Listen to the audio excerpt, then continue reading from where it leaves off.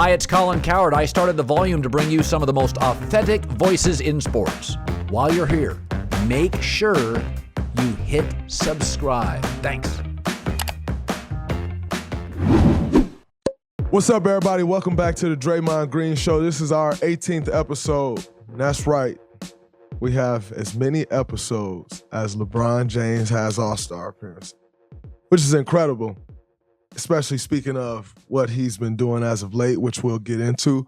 But before we get into that, we have another All-Star guest, which, like I said, we kind of making it a thing of having All-Stars and Hall of Famers. I don't know. It's pretty great. So I am, number one, from myself, from my producer, Jackson, we want to say thank you to all the guests that have come on the show up until this point. It's been incredible.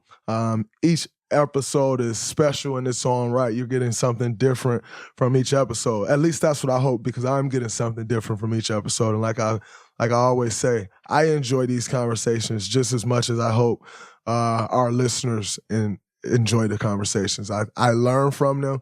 I think for me, it's always good to see in someone else's psyche and see what other guys are thinking and how they're thinking. So today we will have the pleasure of having All-Star Bradley Beal coming on today. He's obviously had a stoppage in this season due to injury, coming off of wrist surgery. But more importantly, in my opinion, one of the most underrated guys in the NBA. Like, if you look at Bradley Beal and what he's done in his career, if I'm not mistaken, actually I am not mistaken, I am certain, he's a 3-time All-Star. If you know anything about basketball, Bradley Beal's in his 10th year, you'd think Bradley Beal has way more All-Stars appearances than 3. And so that's why I say he's one of the most underrated players, in my opinion. If you play against him, you know you're getting a bucket. However he can give it to you, however you want it, Brad Beal give you that. Off the dribble, off the catch and shoot, off a pin down, in the post, to the cup, he's giving you that. So I'm excited to have Brad Beal on. Obviously, he has a player option coming up this summer, so we'll talk a little free agency. We'll talk what he's seeing and thinking for his future. As we all know, that's important. And I mean, do you see the movement that's going on in the NFL? If the NFL never has movement in their offseason, ever, like guys getting traded left and right, that it never happens. So that has to be lining us up for a great NBA offseason, because there's always movement. NBA offseason is a thing. I think this is great for the NFL, by the way, to have this movement and exciting. Like, it's the first time that the NFL has gone into the offseason and, like, gave us something to talk about for real. Like, you see signings here and there, but it's just not as much movement. And so to see these guys on the move like this and all the reshuffling going on in that league, I think is incredible. And so, as we're seeing that, we'll get a chance to hear what Brad Beal is thinking for his offseason coming up and how he's preparing for free agency, how he's embracing it. We'll get to hear all that good stuff. So, but before we get to that, as you know, we got to go around the association, starting with the Warriors, our team, my team, 3-game slump. Number one, until Jackson told me, I didn't even notice we're in a 3-game slump, because the reality is, at this point in the season, I care less about whether we win or lose a game.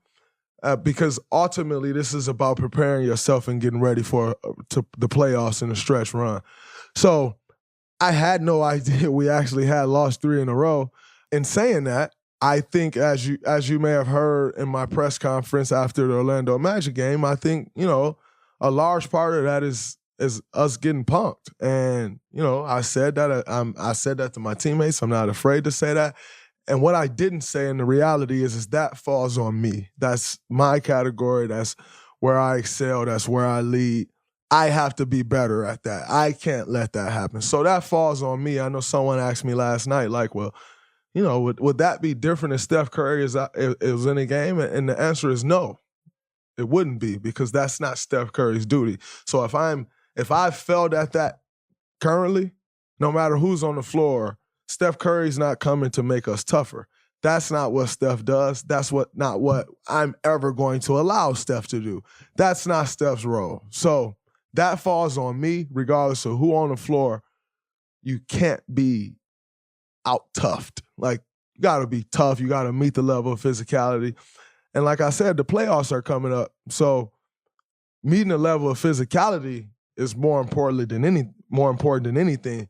Being mentally strong is more important than anything. And I think that's two areas that our team has been lacking in. And we need to pick it back up. We've shown that we can be good in those areas. And I think it's very important that, heading into mid-April, that we get that back. And like I said, that's on me. I'll make sure we get that back. So that's, and I think that leads to other things, right? Like that leads to the turnovers. That leads to the missed shots. Like that leads to going 8 minutes and scoring 2 points or whatever it was. Like that, all of those things are a byproduct of just being out toughed and another team being more physical than you. So I'll take that on the chin. That's on me. Everybody talked about, Draymond get back. It'll change a lot of things. It hasn't. And the reality is I know it can change things. It should change things, so I will change things. So that's where I am as far as our 3-game slump go. Obviously, yesterday it was released that I was fined $25,000. At this point, I really don't care about the fine or whatever. Like, I got suspended from Game 5 of the NBA Finals. Like, that was the absolute worst thing you could do to me. The last thing I care about. And I got fined for that. I'm not sure if I've told this story before, but I got fined for that.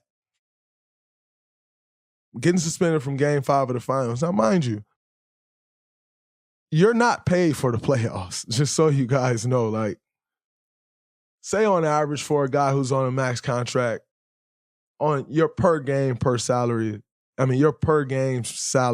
or game check, let's go roughly $200,000. Okay.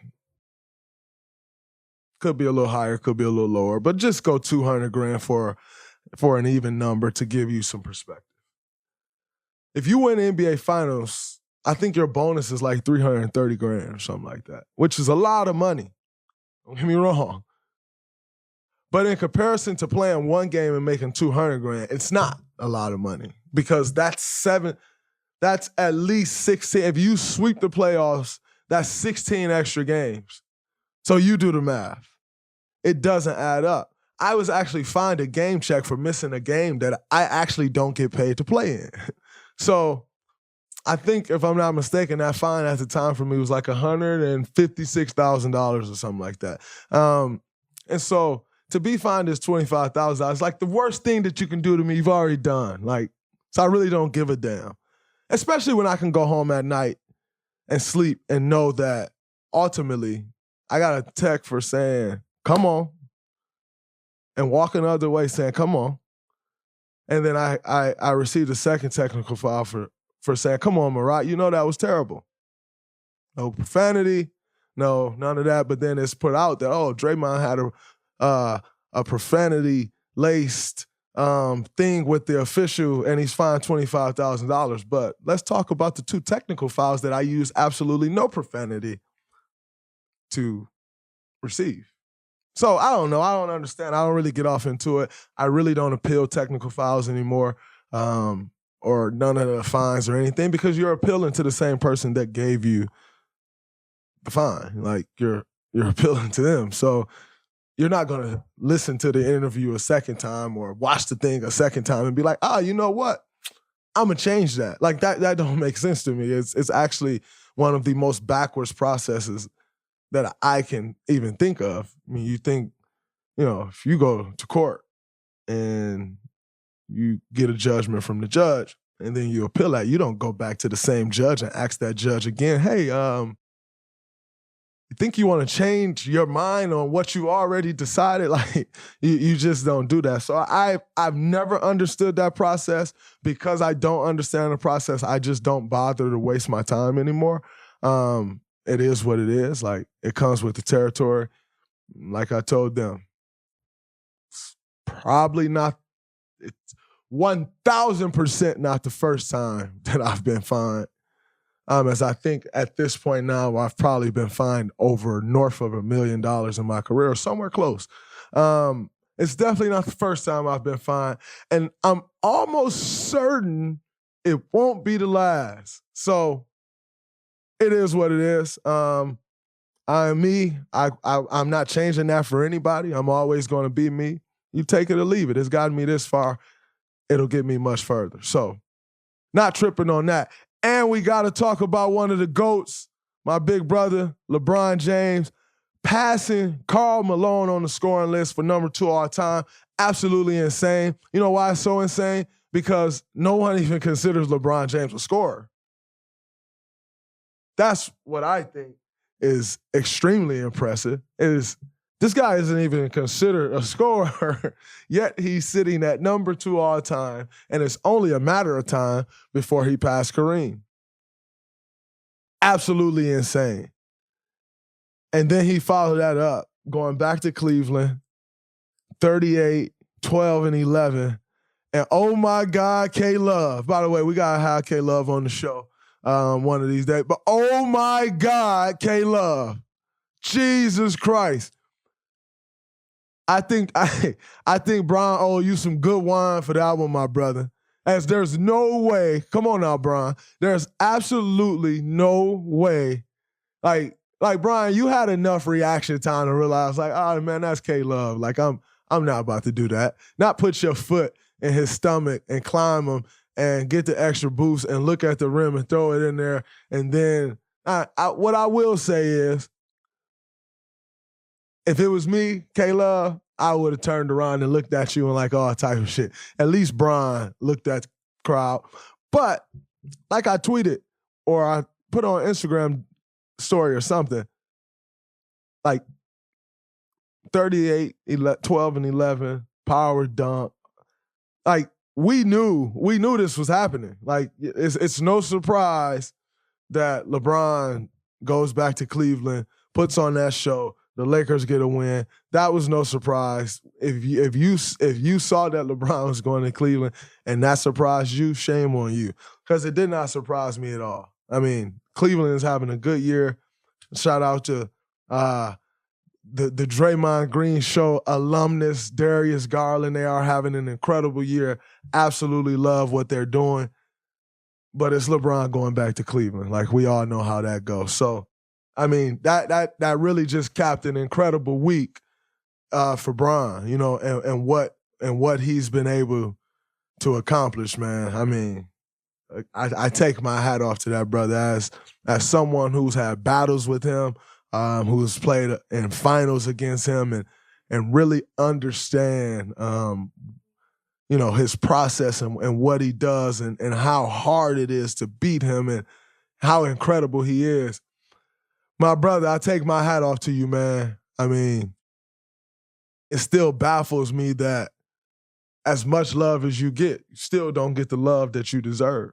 And I guess that's a part of it, they say. But as a brother, but even more importantly than a brother in this situation, as a competitor, as someone who's gone up against you now for the last 10 years, hats off to you, bro. And if nobody else ain't gonna give you your flowers, my man, I give you all the flowers in the world because you deserve them, bro. From what you've done for the game of basketball, for the African-American community, for us as basketball players, and the freedom that you've taken hits for and helping everyone else get to where we are today. I take my hat off to you, bro. The chosen one. Had that tattoo, I don't know, since high school that I know of.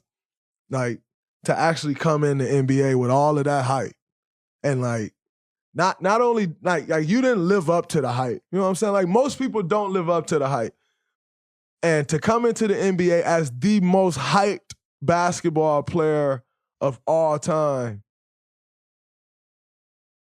and to exceed the hype, to exceed what they thought you were going to do and they thought you would be one of the best, to exceed that is absolutely incredible. And the way you exceeded is as incredible as it is as a basketball player that you are, you've exceeded that in business. You've exceeded that in, like I said, changing the way we operate in this business. You've achieved that by by your entire team, your entire family, y'all, like, our entire family, all winning at the highest level. Like, you've achieved so much, bro. And like I said, as a friend, as a brother, as a competitor, I take my hat off to you, bro, because they ain't never been done like you. And I don't know if in my lifetime it'll ever be done again. So to be able to witness that, it's been incredible, bro. And saying that, still trying to kick y'all ass. But no doubt, man. Congrats to LeBron, second all time. Probably in 50 more games or so, 50 or 70 games or so, he'll be first all time. And I can't wait to see that. And I hope, Steve Kerr, I'm throwing this out there right now. If LeBron James is passing the all-time scoring record and we have a game, I'm going to LeBron's game and witness history. So that's what we doing, Coach Kerr. So if LeBron, or not if, when LeBron passes Kareem, gets to number one all time, does that make him the GOAT? What's he got to do to be the GOAT? Everyone talks about when LeBron passes Kareem, does that make him the GOAT? I don't think him becoming the number one scorer makes him any more of the GOAT than he already is. I think what I don't like to get into is like, oh, is LeBron the GOAT over Michael Jordan? No, LeBron is a GOAT, and Michael Jordan's a GOAT. And they're both incredible, and they never played against each other. So how can we ever settle that? Like, it's all subjective, and I hate that in sports. Like, no one's running around talking about, well, Google's a better company than Apple, or Apple's a better company than Amazon. No, we all just appreciate those companies for what they bring to this world. But yet we get in sports and we get in basketball, and they got to be LeBron James against Michael Jordan as the GOAT, and who's the best. They're both incredible. They're both great. They're both GOATs. So to get into this whole thing of like, is he above this guy or not? No, they both GOATs in their own right, and I appreciate and respect those guys for that. And I don't really want to get off into who's better or who's not. They both are incredible in different eras. I think you can appreciate particular things about both of their journey, and they're different from each other. You know, you can appreciate how LeBron has been able to do this for 19 seasons. This man is leading the NBA in scoring in his 19th season. You can appreciate my MJ taking off a year and a half or two or whatever it was and coming back and running off 3 more championships. That's incredible. And so when talking about the GOAT and which one is, like, man, that's bullshit. Like, I respect both of those guys. I appreciate both of those guys. And at some point, I hope this world of basketball catch up and appreciate that as well.